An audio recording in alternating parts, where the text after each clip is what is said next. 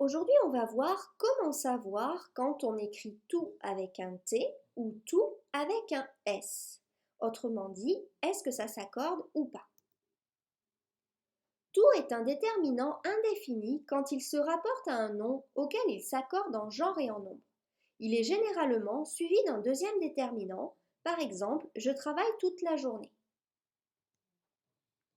Tout est un pronom indéfini quand il remplace un nom.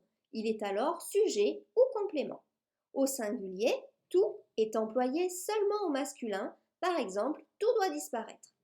Au pluriel, tout devient tous avec un S ou toutes, ES. Ces excuses, je les connais toutes.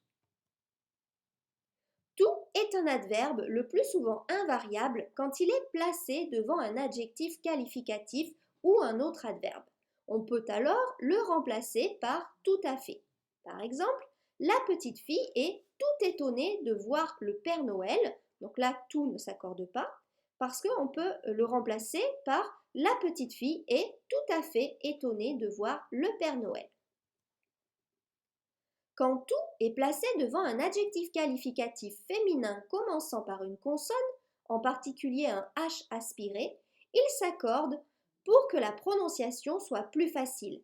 Par exemple, la perdante était toute honteuse ou alors la viande était toute hachée. Pour faire la distinction entre le pronom et l'adverbe, on remplace tout par tout à fait. Par exemple, ces élèves sont tout attentifs. Ça ne s'accorde pas parce que je peux le remplacer par tout à fait attentif, c'est donc un adverbe. Par contre, si je dis ces élèves sont tous attentifs, cela veut dire que tous les élèves sont attentifs. C'est donc un pronom. Si tout est précédé d'un déterminant, c'est un nom. Pour vérifier, on peut le remplacer par un autre nom. Par exemple, le chant des oiseaux forme un tout harmonieux. Je peux le remplacer par le chant des oiseaux forme un ensemble harmonieux.